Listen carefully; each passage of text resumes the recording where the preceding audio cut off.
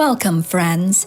Join us, the School Sisters of St. Francis's class of 1961, in celebrating 150 years of living out our founders' vision and values on an improbable international stage. The featured women all joined the community at the same time, from all across the United States, never dreaming of how they would be called to respond to the life in front of them. This small group of American women, now in their 80s and early 90s, have innovatively lived their lives as professional religious sisters during daunting historical times. They were born into the new society formed after the military returned from World War II. They entered the convent just before the momentous changes ushered in by Vatican II in the Roman Catholic Church and the social shifts the United States experienced in the 1960s. They entered semi-retirement just after the end of the 20th century. In 6 engaging episodes, we dive into their congregation's rich history, from humble beginnings to its growth, triumphs, challenges, and enduring contribution to education, social services, fine arts, and spirituality. Each session invites you to join in hearing the stories of contemporary religious women, sharing the best of their life in ministry while proclaiming "We're still here" as they share personal reflections.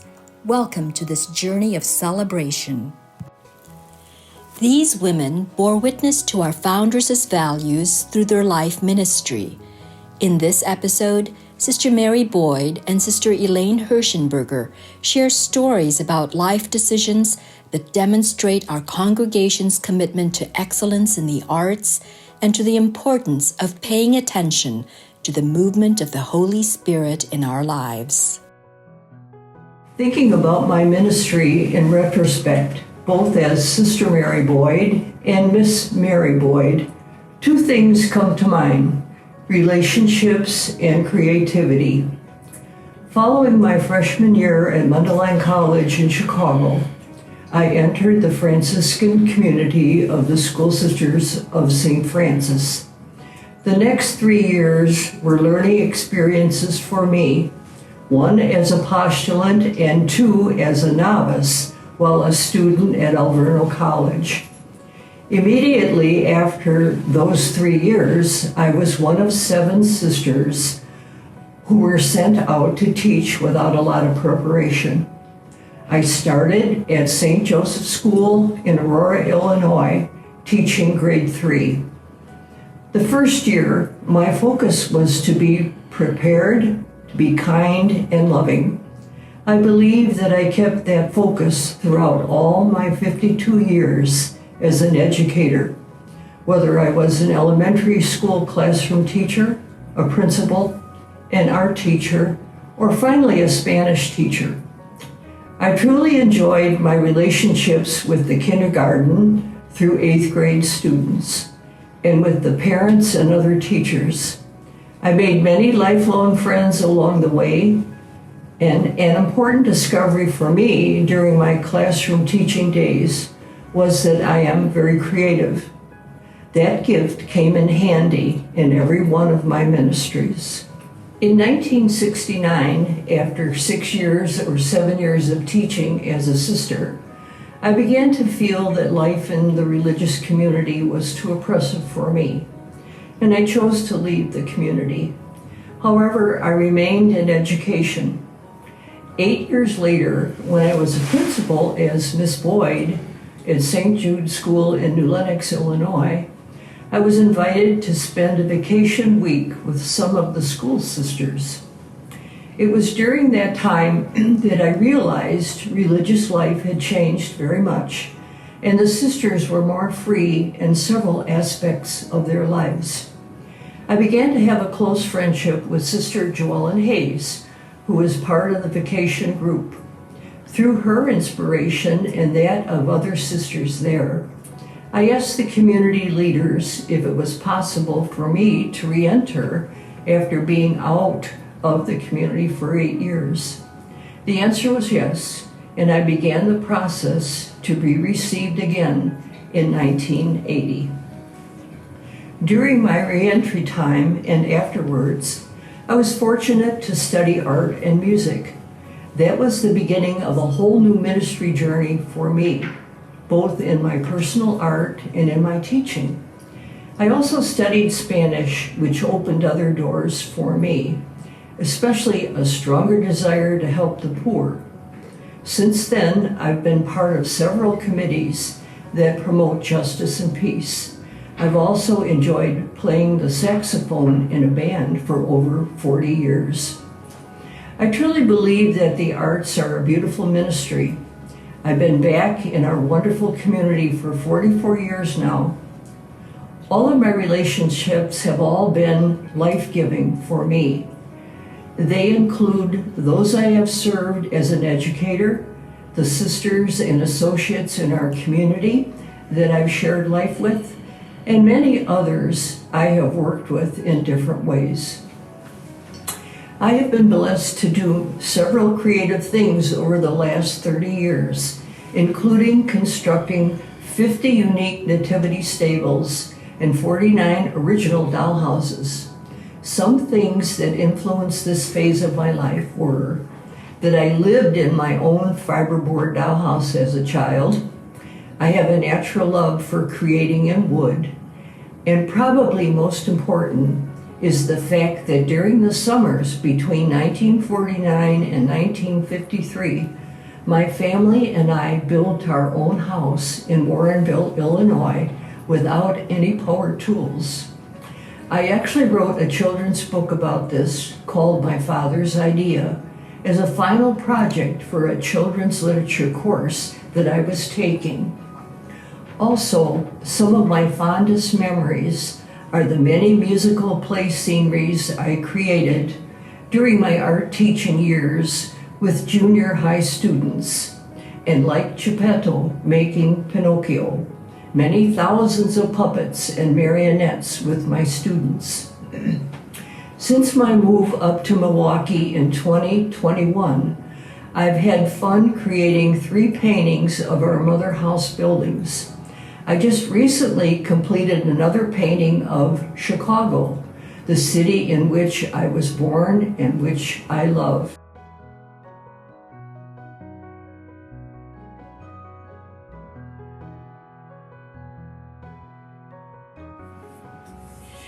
In the 1970s, a second wave of feminism was emerging in the United States as a powerful social movement. The feminist philosophy aligned well with my own inner spiritual work and personal awareness. It seemed the time was again right for women to exhibit leadership in the cause of women's empowerment. After teaching in elementary and junior high schools, I joined the faculty at Driscoll High School in Addison, Illinois, working alongside several other school sisters and the Christian Brothers. I truly enjoyed teaching English, art, and drama there, and I felt like my skills were well aligned with both my personal interests and my education. Having recently moved out of a traditional convent as part of the Rockford Province's first experiment with small group living, I was very happy with both my new job and our pioneering role in community living. The 6 of us sisters who chose to live together each worked in different ministries at different places. After a few years, Sister Dorothy Bach, another member of our small living group, also began teaching at Driscoll, so the 2 of us eventually became work colleagues. While at that school, 2 things nudged me onto a new path in response to the signs of the times. The first thing was, since the visionary author Alvin Toffler had just published his book, Future Shock, our principal at Driscoll organized an in-service day on the topic of futures. As a faculty, our task was to create concepts on paper that did not yet exist, but that we thought should exist. Sister Dorothy and I were in the same work group that day. The mix of our emerging feminism, our experience in communal living, and the challenge of becoming more out front about our social values all came together in that in-service experience. We emerged with a plan to create a network of centers across the country dedicated to women's empowerment, creativity, leadership, and service.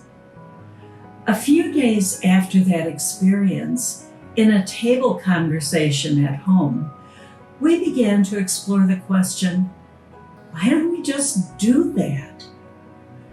Our lived reality of being women in diverse occupations who all shared a common living space and purpose added to our fervor. What if we could create a community of laywomen who would be strong supporters of one another in a manner similar to our community of sisters? Women whose creativity in art and in life decisions would be actively nourished, and who would welcome women of all spiritual traditions. Over the next few months, we formed a task force of school sister members and other friends who would eventually conceptualize what would turn into a new format of a women's center. We did pare down the concept of creating a network of such centers to creating just one. And then we set about exploring our options for a good location. While those plans were taking shape, a second event became a significant part of the process. Actually, it felt like a bump in the road. Sister Lenora Meyer, the new Rockford provincial leader, asked if I would consider leaving Driscoll and moving to Rockford to become her administrative assistant and province communications director. Frankly, I was not really happy with this request. I loved my living group and I loved my work at Driscoll. In prayer, though, I discovered there was a deep yes inside of me. I now understand that the divine, through Sister Lenora, was asking me to embrace a future I had not envisioned. Well, actually, to relocate it. After moving to Rockford, I used many of my free evenings and weekends exploring that city, meeting both church and civic women's groups, and testing the waters with all of them as I described what we were envisioning. Communication and connection with those groups was, and actually has always remained, critically important. Every group I spoke to welcomed the idea enthusiastically, and it became clear that Rockford would be a wonderful location for the new ministry that would be born in 1975. And we named her Woman Space. One other thread needs to be woven into this story of new birth and creation, because it was really a critical piece in reading the signs of the times. During the School Sister General Assembly of 1973, the delegates formulated two large goals for the entire congregation. The first was to work toward eliminating world hunger, and the second was to improve the status of women. The convergence of this second community direction, coupled with our personal passion and the exciting challenge of creating a new ministry, cannot be overstated. creating Woman's Space seemed like a hand-in-glove fit for this new ministry. It was our great pleasure to introduce the concept of Woman's Space to the school sister community during the chapter of MATS, which was our centennial celebration that was held at Alverno College in 1974. I have not missed the similarities between the creation of the Woman's Space community by two young, dedicated women who were 14 years apart in age. Dorothy was 47 and I was 33. And the story of Alexia and Alphonse, who were 12 years apart in age when they began the School Sisters of St. Francis. In the book, He Sent Two by Frances Rothleber, she writes about the sheer grit and determination of Alexia Hull and Alphonse Schmidt to envision and build a large community composed of women of faith. That seems analogous to the dream that Dorothy and I had of a large interfaith group of women who would band together to create love, openness, power, and service in one Midwest city 100 years later. We began Woman's Space on a shoestring with a small grant from the Illinois Humanities Council and grew the organization as an independent entity ever since. One really unique feature about Woman's Space is that we have never had more money than we need, and we have always had exactly what we need to do our work. Some might think that is naive. I prefer to think of it as divine providence affirming this work. Woman's Space has responded to the needs of the times over 5 decades, working with issues from trafficking to time management, addictions to assertiveness, management to meditation, environmental conservation to extraordinary compassion. Sometimes we bring in major national speakers for audiences of 500. Sometimes we have intensely important sessions for only 4 people.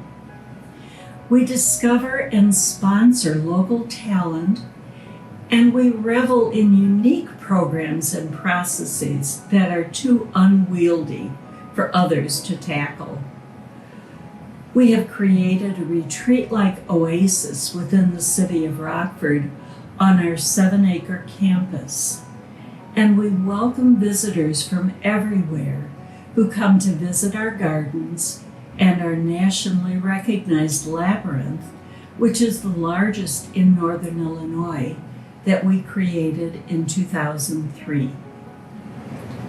I am indeed proud of the way Woman's Space has grown to be a respected and honored institution in Rockford.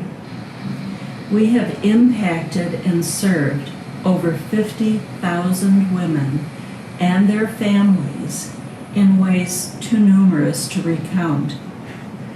My founder's heart is embedded in this physical and spiritual space. Every day, I thank God for all those who make Woman's Space a place of great love, connection, empowerment, and creativity. In its essence, the Woman's Space community is a sacred ground for deepening and transformation. Thank you for joining us on our journey of celebration. We invite you to contact us at www.sssf.org, and please enjoy all the episodes in this series of reflections, Born to Hope, and We're Still Here.